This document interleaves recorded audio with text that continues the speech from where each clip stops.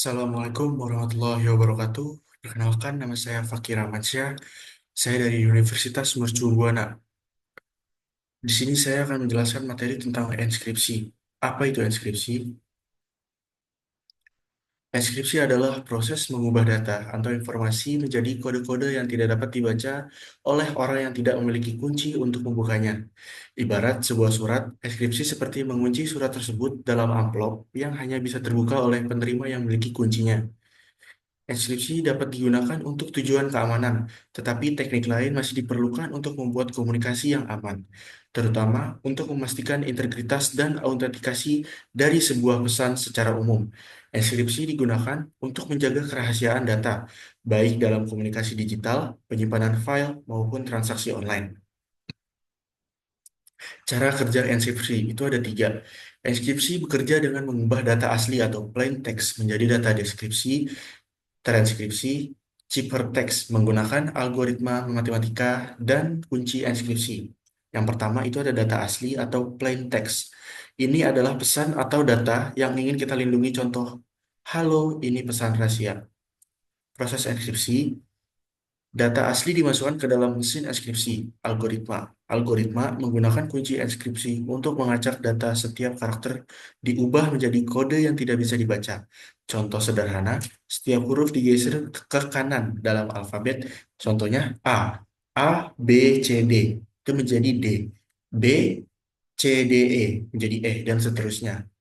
Data transkripsi atau ciphertext. Hasil dari proses transkripsi adalah teks yang sudah teracak. Contoh KDOR, LQL, SHVDQ, UDK, DVLD. Tanpa kunci yang benar, orang lain tidak bisa membaca pesan ini. Public key, kunci asimetris.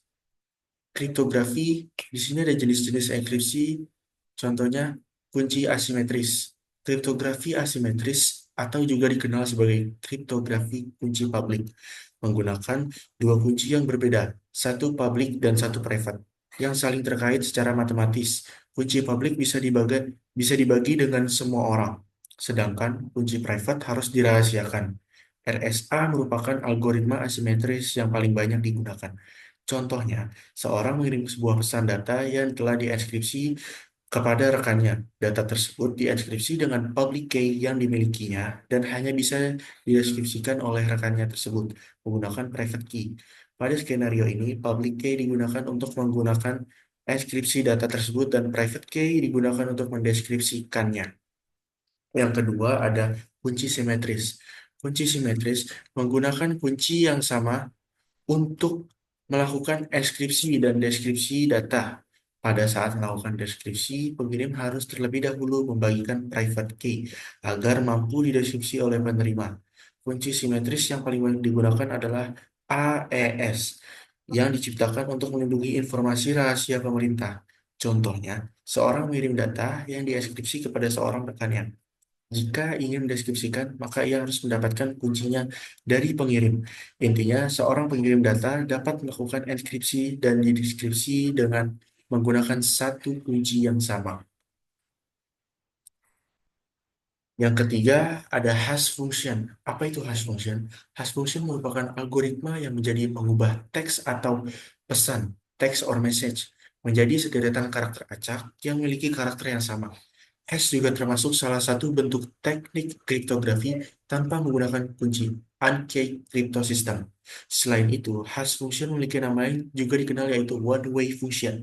Fungsi hash adalah fungsi menerima masukan string yang panjang, sembarang selanjutnya mentransformasikan menjadi string keluaran yang panjang tetap atau fix, yang biasanya berukuran jauh lebih kecil daripada ukuran string semula.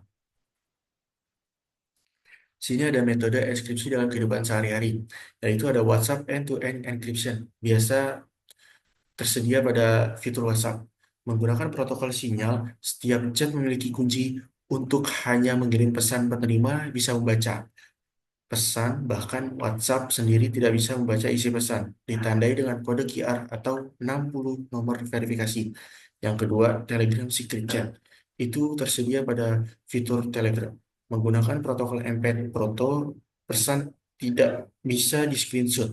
Dan ada fitur self-destruct timer, atau tidak bisa diteruskan ke chat lain.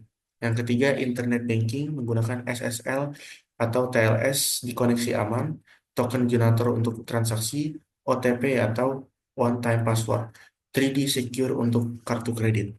Yang keempat ada Mobile Banking, itu menggunakan enkripsi data di aplikasi, biometric authentication, PIN atau transaksi supaya lebih aman, deteksi perangkat bila mana ada perangkat yang eh, ada gitu jika kalian melakukan apa hmm, transaksi online. Yang kelima VPN, Virtual Private Network.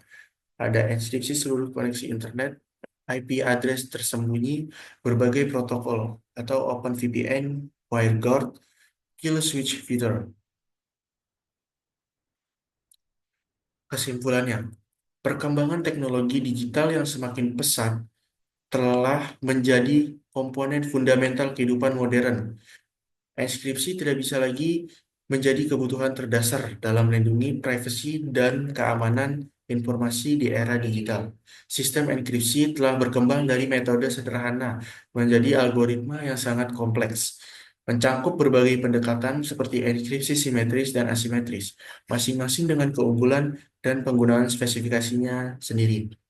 Dalam kehidupan sehari-hari, enkripsi telah terintegrasi secara mendalam ke dalam berbagai aspek aktivitas digital, dari aplikasi pesanan instan hingga transaksi perbankan, dari penyimpanan data pribadi hingga browsing internet. Enkripsi hadir sebagai lapisan perlindungan yang tidak terlihat, namun sangat krusial. Implementasi enkripsi yang luas ini telah memberikan dampak positif yang signifikan terhadap perkembangan ekonomi digital dan kepercayaan masyarakat dalam menggunakan layanan digital. Kehadiran enkripsi telah memungkinkan berbagai inovasi dan layanan digital sambil tetap menjaga keamanan pengguna.